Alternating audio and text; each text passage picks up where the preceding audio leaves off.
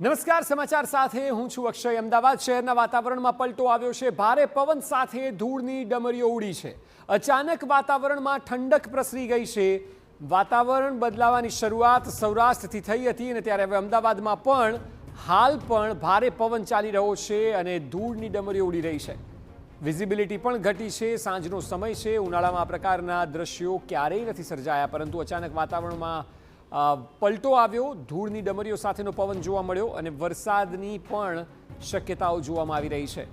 જે પ્રકારે સૌરાષ્ટ્રના અલગ અલગ શહેરોમાં વરસાદ જોવા મળી રહ્યો છે તેનાથી પણ ટાઢક હતી અને હવે અમદાવાદમાં સાંજ પડે વાતાવરણ બદલાયું છે। દ્રશ્યોમાં જોઈ શકાય છે કે ધૂળની ડમરીઓ જોવા મળી રહી છે।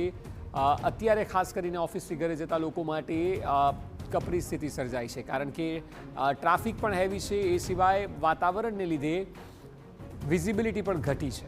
આ સ્થિતિમાં આગામી કલાકો વાતાવરણ બદલાયેલું જોવા મળી શકે છે। વાતાવરણમાં ઠંડક પ્રસરી છે। 2 થી 3 ડિગ્રી તાપમાન પણ ઘટ્યું છે અને લોકોએ ટાઢક અનુભવી છે।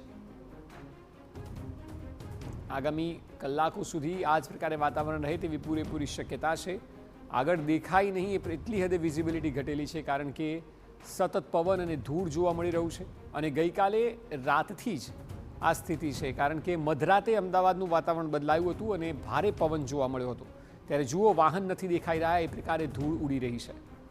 આ સ્થિતિમાં કારણ કે પીક આર્સ છે, સાંજનો સમય છે, ઓફિસથી કોલેજથી અલગ અલગ ધંધા વેપારથી લોકો પાછા ઘર તરફ જઈ રહ્યા હોય અને એ સમયે જ આ પ્રકારની સ્થિતિ, આ પ્રકારનું વાતાવરણ સર્જાયું છે। એટલે ચૈત્ર મહિનામાં જ અષાઢી માહોલ જોવા મળી રહ્યો છે અને આ ખાલી અમદાવાદ નહીં, સૌરાષ્ટ્રના પણ અનેક શહેરો, રાજકોટમાં તો ધોધમાર વરસાદ જોવા મળ્યો કે જે અમે સતત આપને બતાવી રહ્યા છીએ। એટલે અલગ અલગ શહેરોમાં વાતાવરણમાં પલટો ચોક્કસ આવ્યો છે અને ગરમીમાં 2 થી 3 ડિગ્રી જેટલો ઘટાડો પણ જોવા મળી રહ્યો છે, જેનાથી લોકોએ સ્વાભાવિક છે કે રાહત અનુભવી છે।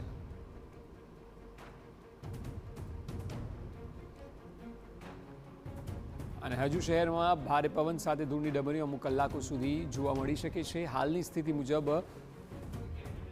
વાતાવરણમાં પલટો અને પલટા બાદના આ દ્રશ્યો ટીવી સ્ક્રીન ઉપર જે મુજબ આગાહી હતી એ મુજબના જ અણસાર જોવા મળી રહ્યા છે, કારણ કે એ આગાહી કરવામાં આવી હતી કે 18 તારીખથી 20 તારીખ સુધી, એટલે 3 દિવસ એવા હશે કે જ્યાં વાતાવરણમાં પલટો આવશે અને વરસાદ સુધીની શક્યતાઓ સેવવામાં આવી હતી, જેમાં મધ્ય ગુજરાતમાં અમદાવાદનો પણ સમાવેશ થતો હતો અને એ જ મુજબ આગાહી મુજબ જ વાતાવરણમાં પલટો આવ્યો। આજે 19 તારીખ છે, આવતીકાલનો દિવસ પણ એવો રહી શકે છે। એટલે 18 તારીખ પણ એવી હતી, 19 અને 20 3 દિવસ વાતાવરણમાં પલટો થઈ શકે છે। જોકે જે પ્રકારે ગરમી પડી રહી હતી, થોડા સમય પહેલાં એવી હાલત હતી કે મે મહિના જેવી ગરમી માર્ચ મહિનામાં પડી રહી હતી, ત્યારે હવે અષાઢી જેવો માહોલ માર્ચ મહિનામાં જોવા મળી રહ્યો છે। આપણી સાથે સંવાદદાતા મિહિર સોની જોડાયા છે। મિહિર, એક તો આપ કયા વિસ્તારમાં અત્યારે છો અને હાલ શું સ્થિતિ જોઈ રહ્યા છો?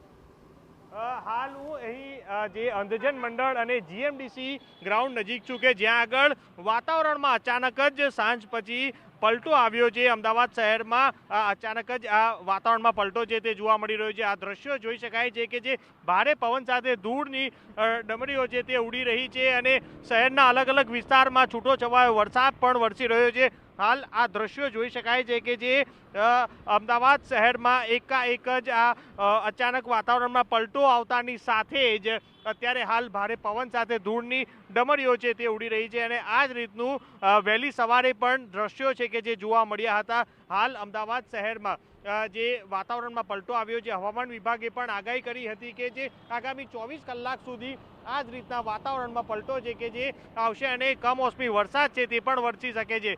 હાલ અહીંથી પસાર થતા વાહન ચાલકોને પણ ભારે તકલીફ છે તે પડી રહી છે। આ દ્રશ્યો જોઈ શકાય છે કે જે ધૂળની ડમરીઓ છે તે ઉડી રહી છે અને જેને લઈને જ અહીં લોકો પસાર થતા વાહન ચાલકોમાં પણ એક તકલીફ છે તે પડી રહી છે અને લોકો ધીરેથી પોતાનું વાહન છે કે જે ચલાવતા જઈ રહ્યા છે।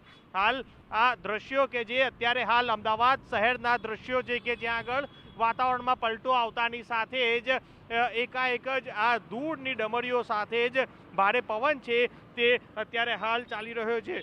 અમદાવાદ શહેરમાં આ રીતના દ્રશ્યો છે કે જે તમામ જગ્યાએ જોવા મળી રહ્યા છે કે જે દૂરથી દેખી ન શકાય તે રીતનું વિઝિબિલિટી છે કે જે આ ધૂળના કારણે છે તે જોવા મળી રહ્યું છે। ત્યારે હાલ અમદાવાદ શહેરમાં આ સ્થિતિ છે કે જે જોવા મળી રહી છે અને આગામી 24 કલાક સુધી આ રીતના ભારે પવન સાથે વરસાદ પણ છે તે વરસી શકે છે અને આ રીતનું જે કમોસમી વરસાદની સાથે ભારે પવન છે કે જે જોવા મળી શકે છે।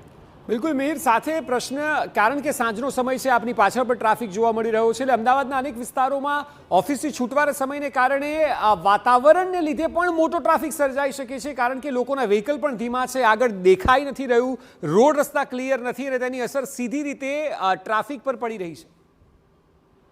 અક્ષય, અત્યારે હાલ ફરી સીધા દ્રશ્યો દેખાડીશ કે જે આ ટ્રાફિક જામના દ્રશ્યો પણ ક્યાંક દેખાઈ રહ્યા છે, જેનું કારણ જ એ છે કે જે અહીંથી દૂરથી પોતે વાહન ચલાવતા હોય તો દેખાઈ ન શકાય તેવા દ્રશ્યો છે કે જે જોવા મળતા હોય છે અને જેના કારણે જ વાહન ચાલકો છે કે જે ધીરે પોતાના વાહન છે તે ચલાવી રહ્યા છે। અચાનક જ જે રોડ ઉપર આ ધૂળની ડમરીઓ છે કે જે ઉડતી આવતા હોવાના કારણે લોકોને તકલીફ છે કે જે પડી રહી છે અને જેના કારણે જ આ સ્થિતિ છે કે જે અત્યારે હાલ જોવા મળી રહી છે।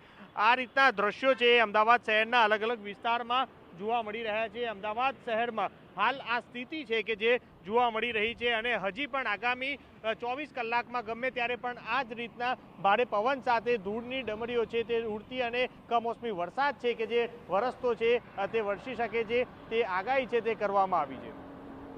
જી બિલકુલ મિહિર, આભાર સમગ્ર માહિતી બદલ। તો જે પ્રકારે મિહિર જણાવી રહ્યા છે કે ટ્રાફિક જામના દ્રશ્યો, કારણ કે સ્વાભાવિક છે ઓફિસથી છૂટવાના સમયે ધૂળની ડમરીઓને કારણે લોકો ધીરે ગાડી ચલાવી રહ્યા છે, તેની અસર ટ્રાફિક પર જોવા મળી રહી છે, જો કે વાતાવરણમાં પલટાને કારણે લોકો ઠંડક અનુભવી રહ્યા છે।